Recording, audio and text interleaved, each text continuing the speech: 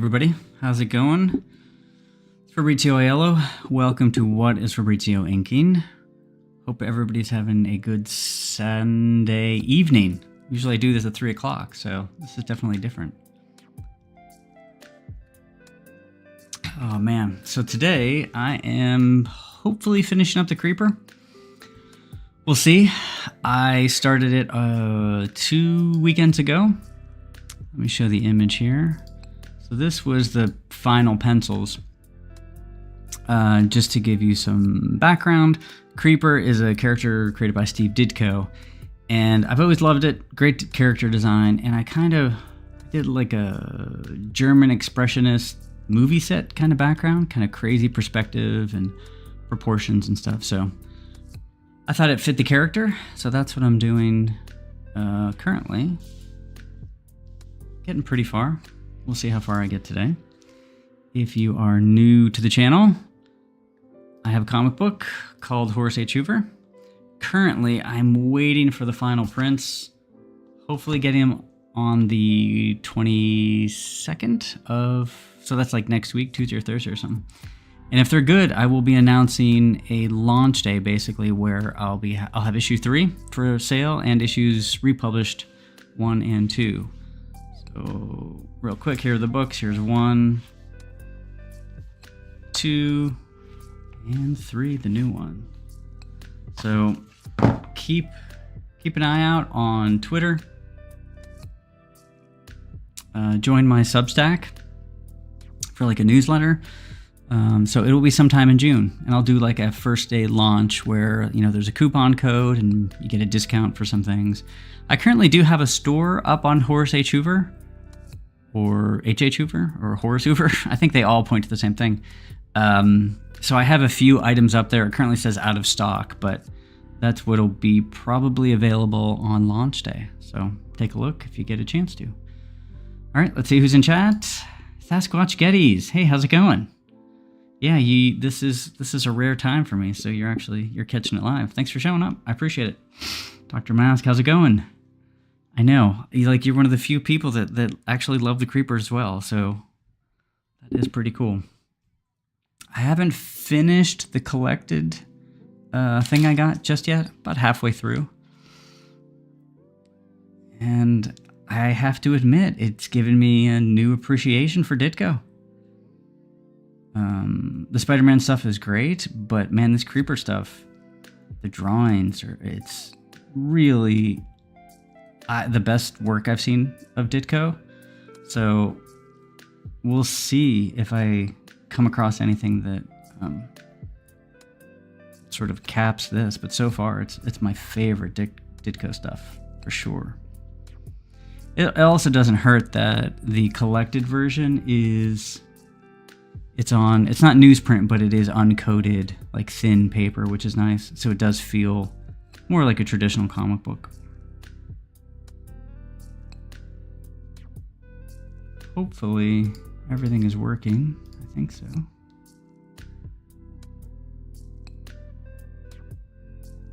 Yeah, if there's anything wrong with my audio or anything, let me know.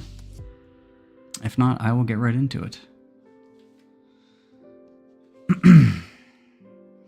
So I'm going to be doing some boring stuff today, unfortunately, because a lot of this part is done. But really this like bottom part and some of the shadow work in his body I still need to do. So that's what I'll be working on today. I really want to get this bottom part worked in a little bit, just so it feels like he's standing on solid ground. And then I'll bounce around a little bit. I'm still not entirely sure what I'm going to do with this when I'm done. If anybody has any ideas, or if they want to buy it, or I don't know. Yeah, let me know.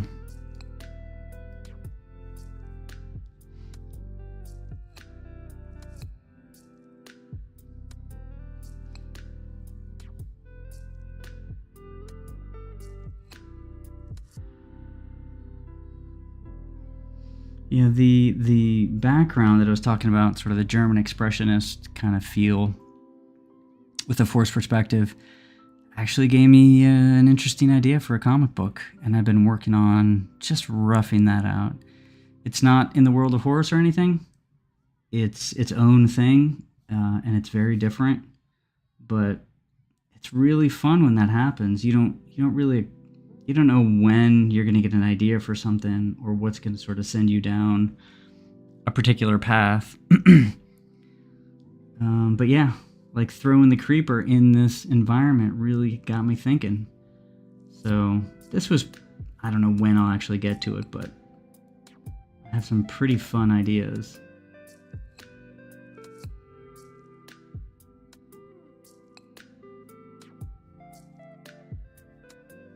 And this brush is so far kind of fighting me.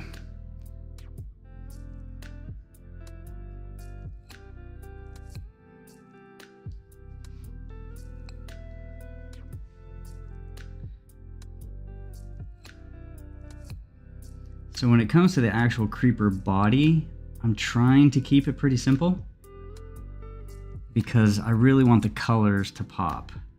And if you put too much texturing and grays in the character, it's a lot harder for those intense colors to really shine through because they get kind of muddied almost. So I'm really trying to keep it like his body, everything around him, pretty simple. And then in the background, maybe a little more layered, some grays in there. Because I definitely want that to recede compared to the creeper. I have a creeper sketch from Paris Collins. He joked about being the guy who took over after Ditko. He did Creeper, Blue Beetle, Captain Atom. Oh, that's awesome. I don't really know DC as well. It's one of those things where I have a handful of this issue, a handful of that. But there are times, and I think I mentioned it before, some of my favorite character designs are actually DC. Like the Blue Beetle and the Creeper. I love Firestorm. Yeah, to me, some of the best character designs are from DC. They just have like that really iconic feel. Really different than Marvel. I mean, if I think about the actual, like the comics that I bought, like when I was a kid from DC, I mean, I had a couple of Flash issues, Hawkman, Justice League International. That was pretty fun. I had like a handful, and the interaction between like Guy Gardner, the Blue Beetle, and Booster Gold, I think is pretty brilliant sometimes, at least in these issues that I recall. I have been meaning to sort of fill out that run. Haven't had a chance to though.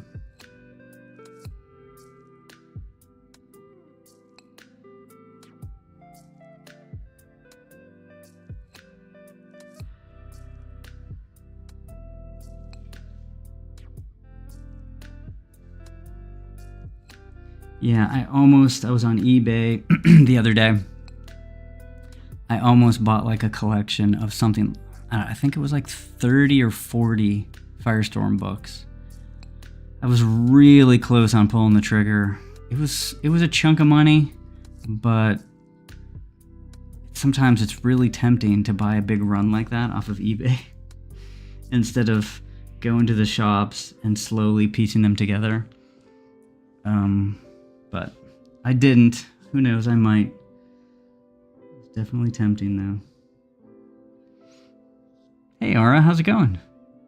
Haven't seen you around. Thanks for joining.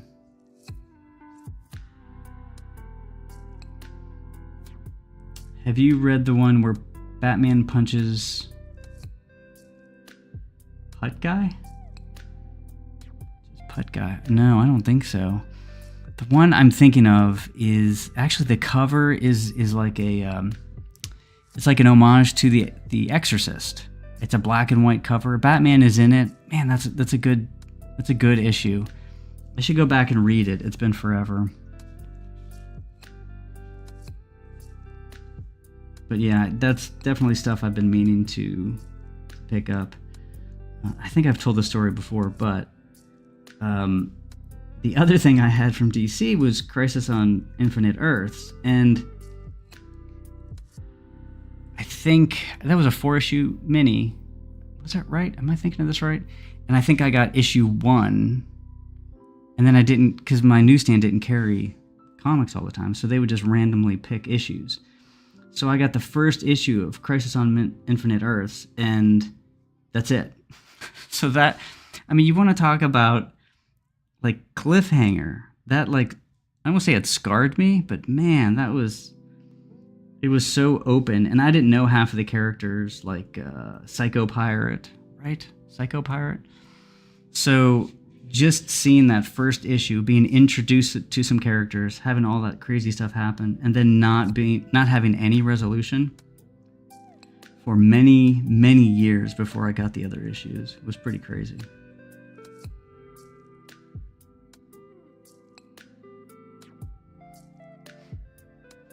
Punches out Guy Gardner. No, I don't think so.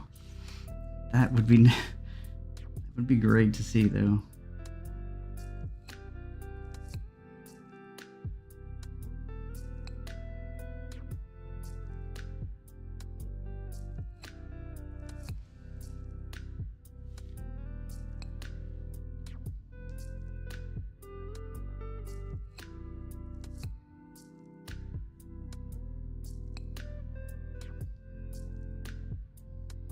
And I'm really trying to hold back my natural tendency to put a lot of texture and a lot of line work in this. Because especially since his skin is that like bright yellow, it'll just really muddy it up. So I just want to describe really specific areas and then leave the rest, so that yellow really pops.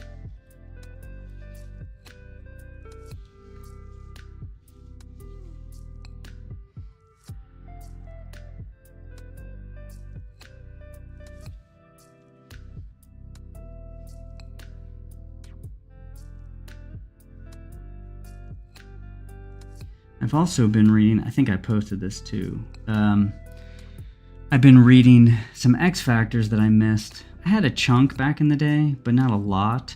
So I started to grab not handfuls, but I grabbed a few here and there at my local comic book shop. Past like a month or so. And I finally got a chance to sit down and read them.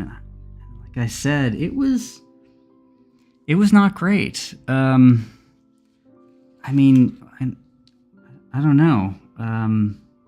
It seemed a little muddy. The storytelling was muddy. The characters, I'm not a huge fan of the Morlocks in general. They're always, I don't know. I know this sounds terrible, but they're uncool.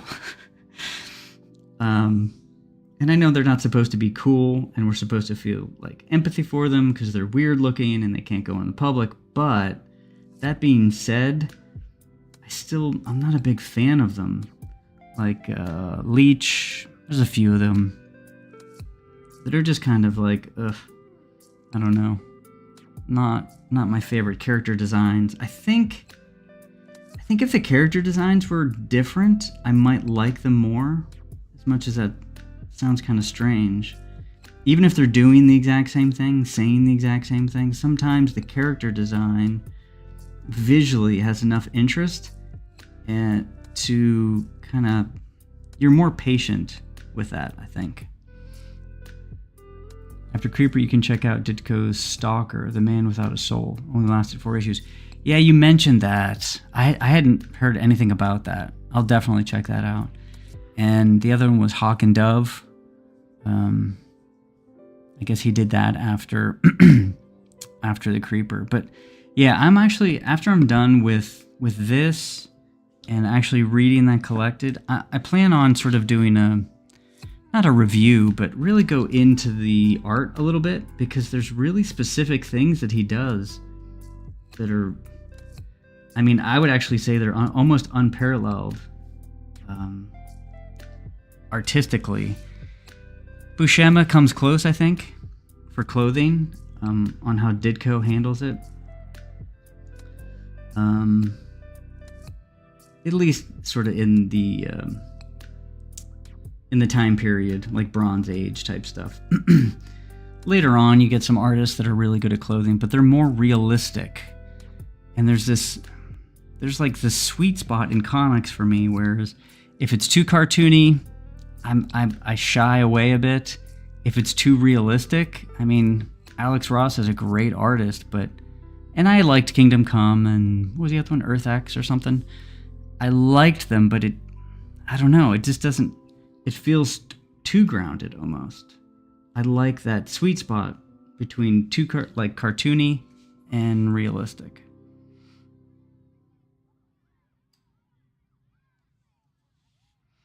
Funny, I have Hawk and Dove #1. I bought like 8 years ago, and I haven't read it yet. Oh, wow. That's pretty cool.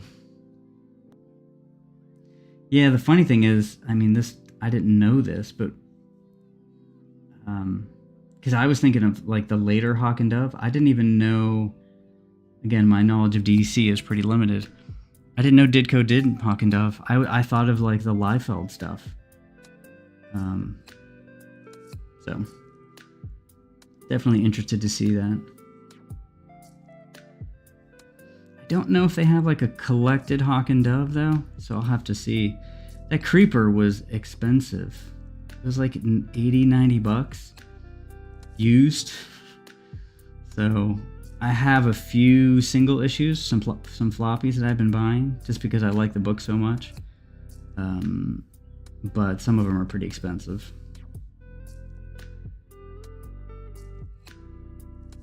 Oop.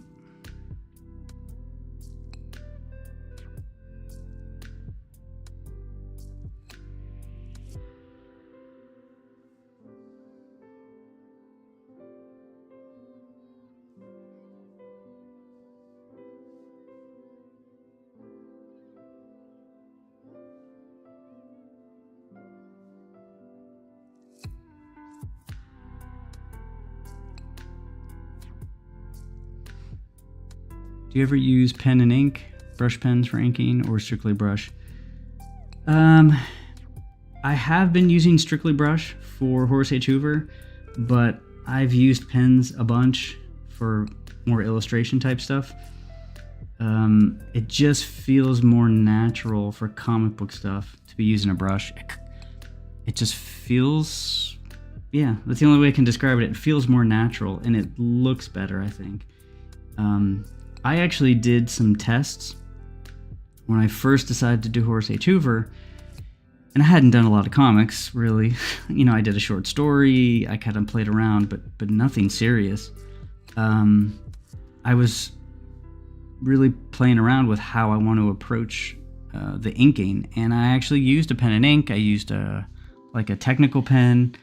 I did some tests with all of those, and I think they turned out good, but I just don't feel like it didn't go along with the character and just the atmosphere, or the tone, I should say, of the book.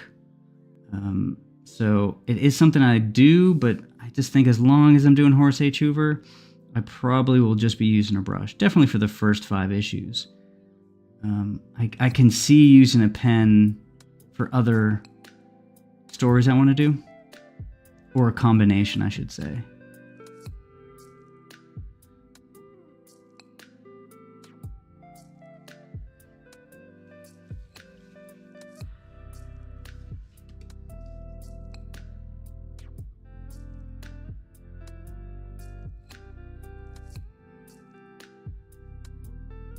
Yeah, I think the next few graphic novel or stories, I should say, that aren't Horace H. Hoover related that I'll be doing, all might even have slightly different styles.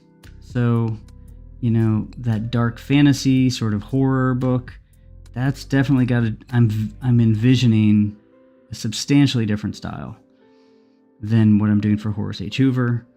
I have sort of that classic superhero book I want to do with a dystopian future.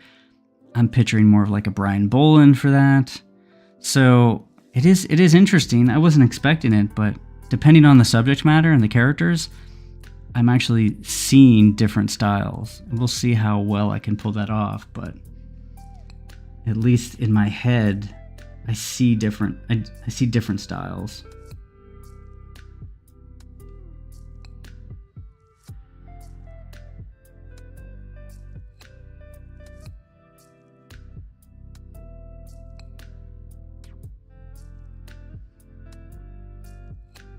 Does the Creeper collection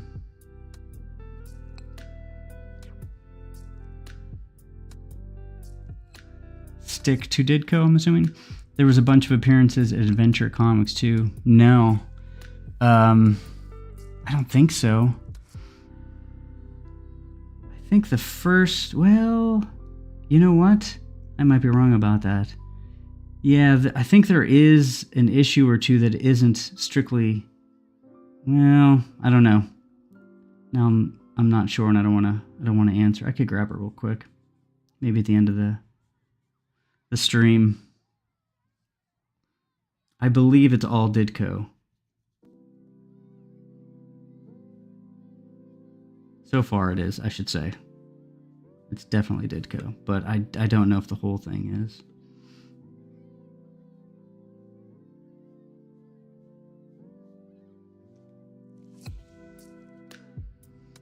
I agree. Looks and feels more organic. Digital doesn't have the same flow or life in line work. Yeah, I mean, I hate to say that sometimes, but it looks different. I mean, even the great Brian Bolland, who's one of the all-time greats. I saw a drawing that he did, and I couldn't get over that it was him. Like, that can't be Brian Bolland. I mean, it just can't. And I guess he's gone digital, which really, that just took me by surprise. I would like the decades that he perfected his inking and drawing traditionally, and then he switches to digital. It really it blew my mind. But you could tell it was Brian Bolland, but you could also tell there was something different about it. So even the same person that draws the same way, that has, the same sort of stroke traditionally, you actually see a difference in the drawing, in the end result.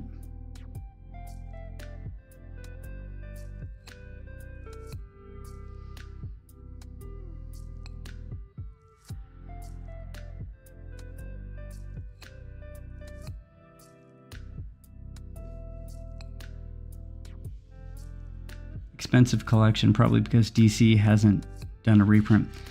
Yeah, I mean, I'm sure there's not a big demand for it, unfortunately.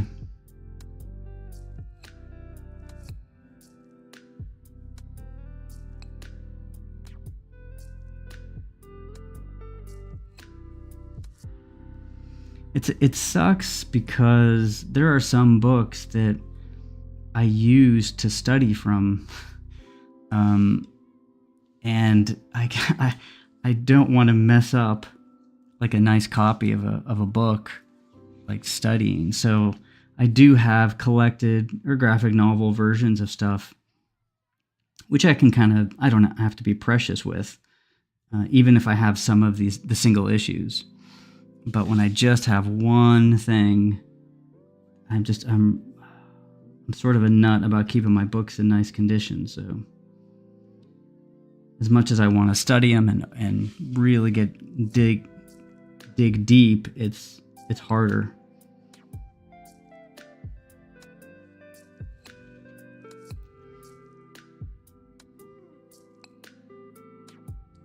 Yeah, I met Bolland shortly after he went digital. Had to be almost 10 years ago. Oh, man. Yeah, I hate to say that. He's like I said, one of the all-time greats. I don't know what the reason was. And maybe like at a certain point he does start to look like the traditional. I don't know if that's eventually what happens. But I look at it this way, we only have these artists for so long. I want them to do as much work as we can get out of them. Traditionally, pages that we can buy. So it's a bit of a bummer. Maybe it's because I spent years doing graphic design advertising. I just prefer getting away from the computer and seeing real inks. Yeah, that's one of my biggest reasons too. I'm on the computer all day long, and the last thing I want to do is jump back on the computer to do the drawing. I already have to for the inking and the lettering. I'm sorry, the coloring and the lettering and the design and everything else. So at least for drawing and inking, I get to sit down at my desk, put on a podcast or something, not stare at pixels. Love Camelot 3000. I never read it. Always wanted to, though.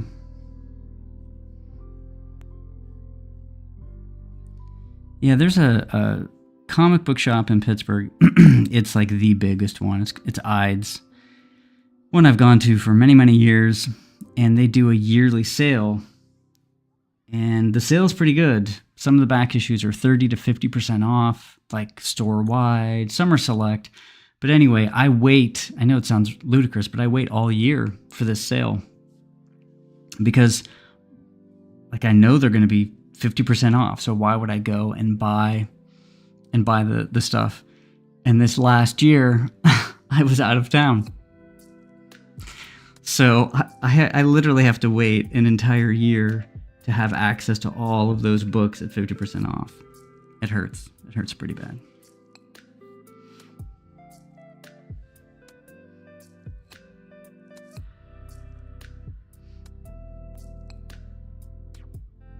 For a while, I was grabbing copies of Ditko's Shade the Changing Man, even though I already had them. I have two where the cover colors are vastly different. Oh, that's interesting. That's interesting. I know. I definitely have a lot of must-reads. Part of me wants to read new stuff that I missed. Then I have to admit, there's a big part of me that wants to go back and reread all of my old comics that I haven't read in years. Just to get, I don't know, to see what I'll think of them now. Now, some comics I've read, the ones when you're young, you read, I read them literally hundreds of times. So I know those stories inside and out. But there are some comics when I got a little older, I've only read them 10 times or whatever. So part of me wants to go back and reread every single comic that I have. Now, I don't have 10,000 comics. I think I might have 3,000-ish. I still haven't finished cataloging mine. But even that, that takes some time to do. So I'm definitely trying to prioritize. The thing that happens for me as far as comics, though, is interesting is I might have it in my head that I'm going to read, I'm going to read X Factor, and then I'm going to read whatever it is, some other series. But then as soon as I read The Creeper, I'm like, oh, geez, now I really want to read Hawk and Dove. But that was never sort of on my radar until I read The Creeper, and I wanted to see what Ditko does next. So there's a lot of that.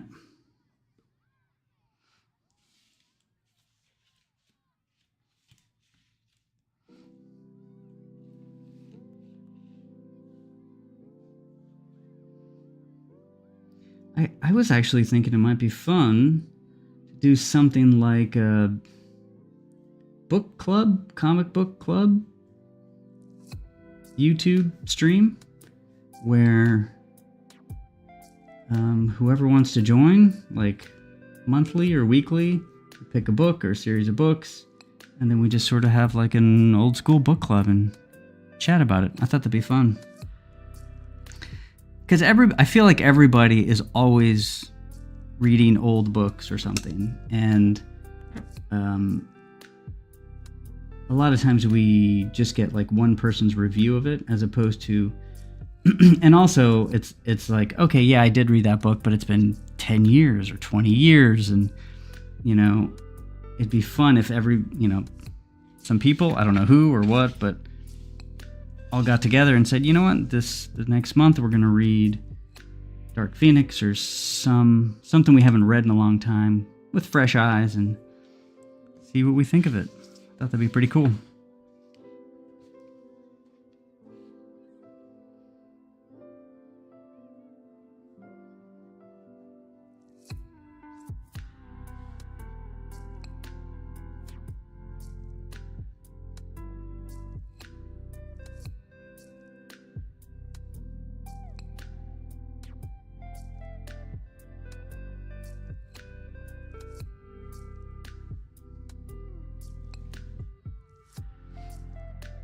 CLZ is a pretty good app. Yeah, that is my app that I'm using. The only thing that was positive about COVID was I rebagged my collection and cataloged it. Yeah, that's what I've been doing. I've been using CLZ, and thank God for the barcode scanner. Like, yeah, as soon as I realized you could scan barcodes, I'm like, oh, thank God, because this would have been a nightmare. I'm not quite done, but I've been doing the same thing, reboarding and bagging, because they get pretty rough. I'm in for the book club. Cool. Yeah, I'll think about it some more, and like maybe once a month or something like that, I'll put a tweet out or something, and whoever wants to join, we'll just spend an hour and chat about an old book. You know what? It doesn't even necessarily need to be an old book. It could be a new book.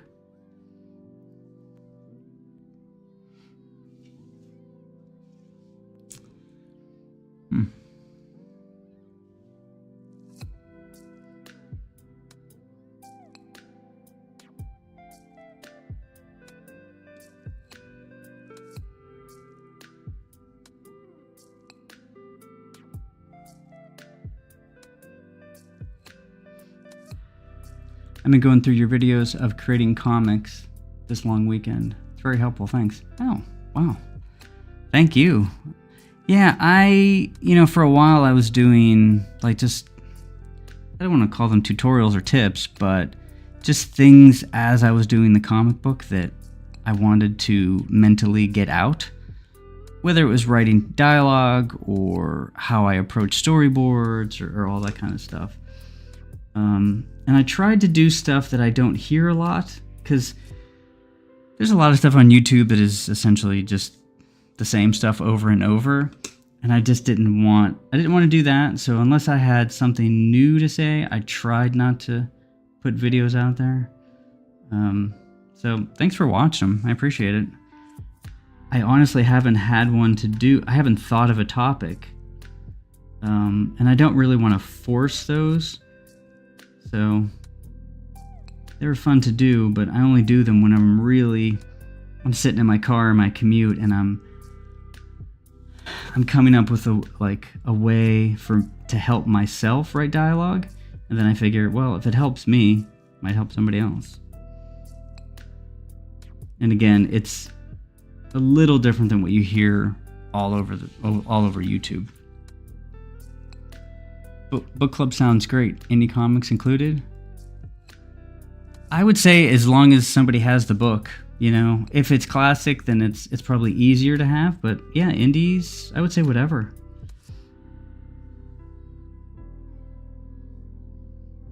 I don't know if anybody's doing something like that. Like I said, I'm not trying to steal an idea. I just wanted to just chat about these stories with people, as I'm reading them. So, example, I'm reading The Creeper. It'd be fun if there were 4 or 5 people, or a couple people, whatever, who were reading it at the same time, and we can really do a deep dive. I know John's been doing Adam Warlock with Kelsey, and that's been pretty cool. So that just got me thinking. I'm like, yeah, it's fun to just chat with people about the same thing instead of, just me sitting here telling you my thoughts on the creeper.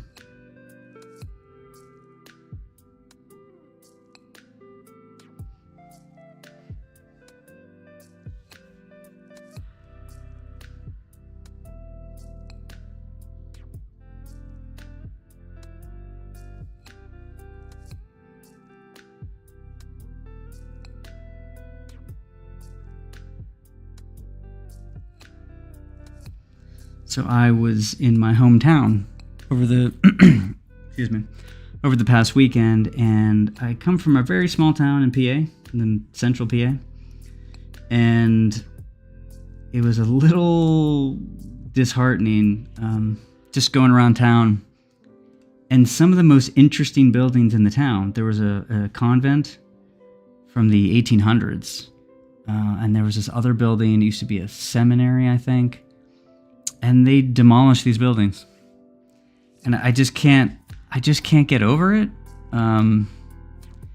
It's so strange to me that a town, especially a small town like that, would get rid of some of the most interesting things it has, especially a building convent from the 1800s. It was really, really cool building.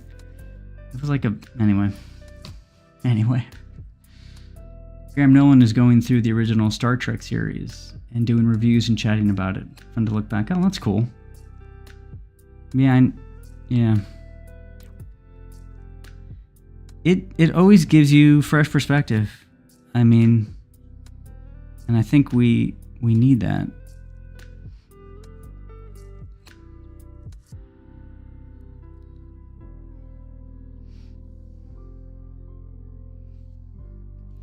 Because I am utterly obsessed with Silver Age and Bronze Age character design and colors, and why anytime I see it, I fall in love with it. And I don't think that's for everybody. And there's always going to be a little bit of nostalgia, and I understand that. But some of these books, like I said, The Creeper is way before my time. So that is definitely not nostalgia, but there's something about the character design, there's something about the colors that is really interesting, and trying to distill that, I think, is like a lifelong thing, but interesting to talk about. And maybe somebody has a perspective or notices something that somebody else doesn't, and it makes you look at the character design in a completely different way.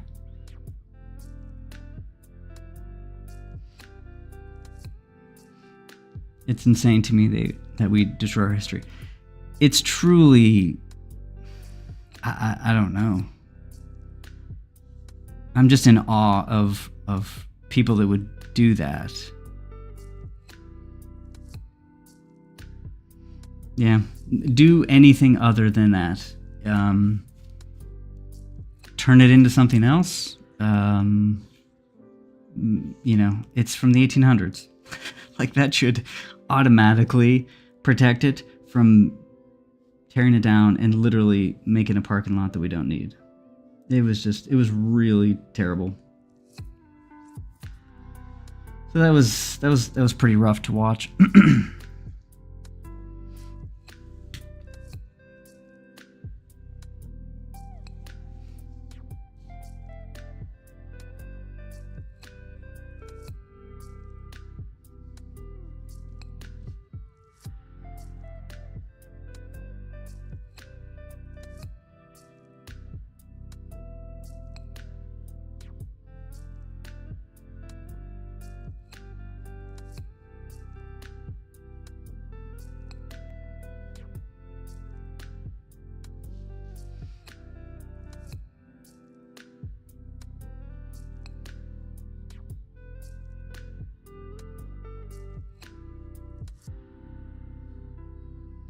So doing this ground, I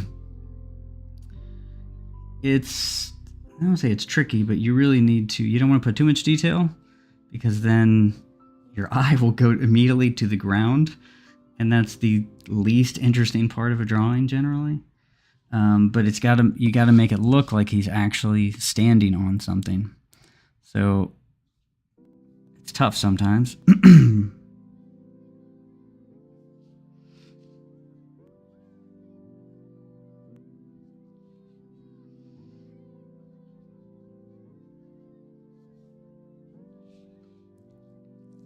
But you need enough like really dark darks to just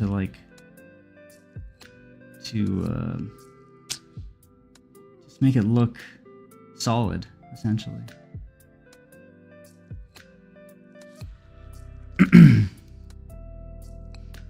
My mind was blown the other night when I found out Amazing Fantasy 15 was drawn by Kirby and not Ditko. What? I didn't know that. Yeah, I had no idea.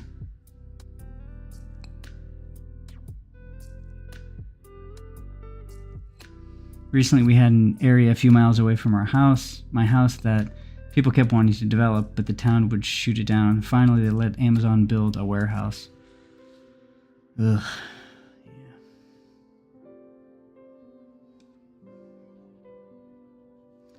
It's interesting because for some reason, some areas of the country like value that history and that architecture. Like New England's really good about that. They have protected towns that are just wonderful to walk through. But some areas, it doesn't make a difference. They don't think twice about it.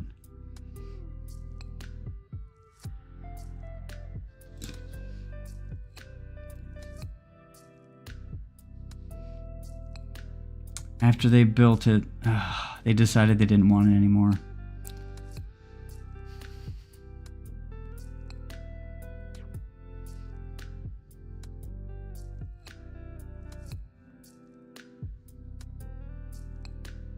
Yeah, we were walking around the town, just kind of looking at some houses we hadn't seen, or even we didn't even notice when we were growing up. You know, when you're kids, you're not really paying attention to which houses are craftsman and which ones are colonial, right? But we're looking at these houses, and we were all kind of blown away that some of the houses really had interesting architecture in this little town that we just never noticed. My brother has been working in construction his whole life. He has a business, and he said that those buildings were from Sears and Roebuck because they were particular styles that you could order from Sears and Roebuck. So some of the coolest houses in our town were actually from a catalog. Just to show how far we've drifted from visually appealing things.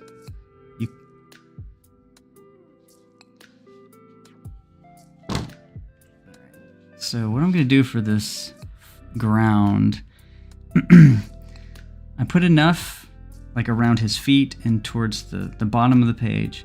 And then essentially I'll do horizontal lines close to each other to show like that this is further away.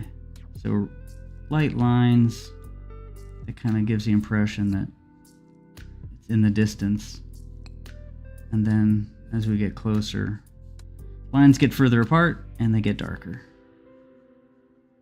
Unless it's an actual shadow. So this is going to be dark here.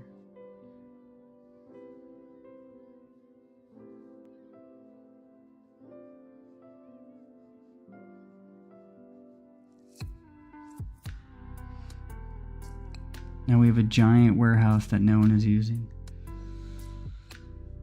That really is something.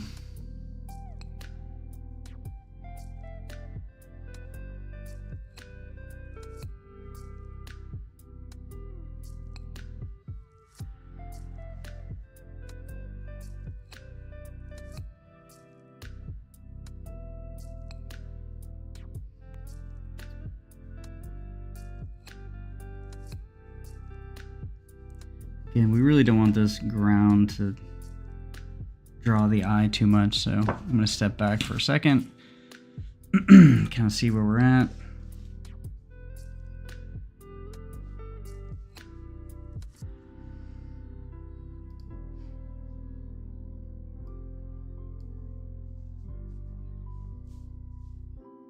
which is looking pretty good. Just need balance. A lot of it's really balanced between the whites and the darks. So, like if I close my eyes a little bit, there's a lot of good balance for the most part.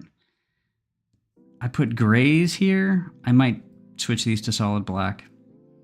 That way it's just more of intense contrast. And we really want our eye to go to him. So as much as these grays look nice, it's almost out of place. So I'll probably just go solid black here. Maybe do a little texture in the buildings, but not in the back ones, in these middle ground buildings. The hair, this is actually one of those drawings that is probably gonna get quote unquote finished in the coloring, because as much as I would like to texture this hair, it's gotta stay open for the color. The color, that red, just reddish orange color, is really what pops it. So this is where I usually sit back, have some coffee, think about it for a minute. Oh, you know what? It's 7:49 too.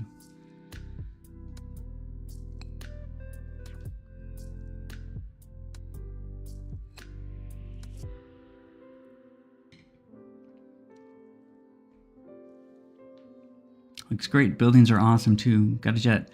Thanks for popping in. I really appreciate it, Dr. Mask. What are you thinking for the background and the building colors? So I think, I could be wrong about this, and maybe I'll do the colors live as well. Since I want him to really pop, I might actually try to do like a grayscale black in the background. So it's almost like a, not black and white, but it'll be almost look like washes, I think. So it almost like the color starts in the center and almost fades out, and then it just gets that washed, almost vignette thing. That's what I'm thinking in my head, but I have no idea if that's gonna work. But that's what's fun about these drawings, is because I can experiment. It's not going into a comic book. I can really play around with all of these things, and then whatever I learn from this, I can potentially use in Horace H. Hoover or any of the other stories that I have in my head. So yeah, I think honestly I'll probably finish this offline, because it's just kind of fiddly stuff, and then maybe next Sunday I'll color it, which could be fun. I don't know if I've streamed coloring. I think I streamed once for coloring. I don't know if that's nearly as interesting to watch, but it's usually a lot of trial and error for coloring. Trying a color, trying another color. But for the creeper, to be honest, I mean, the colors are there, so I'm not choosing the colors for the creeper. But I am going to have to see how he interacts with the background. Maybe something like it's characters, solid color, saturated. This is more desaturated, and then maybe at the top, almost to give like the light pollution kind of idea, and there's a little bit of red or maybe a tint up here in the orange, just to kind of give the idea that there's a city with lights and fire and smoke going on. Sounds like the creeper will pop off the page. Yeah, I hope so. I think so. Yeah, this has been a lot of fun. After this, I'm not sure what I'm gonna do, but I'll wait to see. Meanwhile, I'm working on issue 4 of Horace H. Hoover. Currently penciling a page right now. And yeah, I will be announcing whenever everything's ready to sell. It'll be sometime in June, probably mid-June is what I'm thinking. 15th or 21st, something like that. But yeah, I'll let everybody know. And if you haven't subscribed to my Substack, that's where I'll be blasting out like a newsletter. And I think that's it. Yeah, I'm going to cut it short a little bit today, but not by much. I appreciate everybody popping in. Sasquatch Gettys, Dr. Mask. It was a lot of fun. And I will, the book club, I'll think more about that and see what's a good, certain week of every month or something like that, and maybe almost could probably do a poll like, read this or this comic, and whoever wants to join, the first couple of people that sign up, we do that and kind of rotate. This might be a fun, interesting experiment. We'll see how it goes. All right, everybody. Thanks again, and have the rest of your Sunday evening. I'll talk to everybody later. Bye.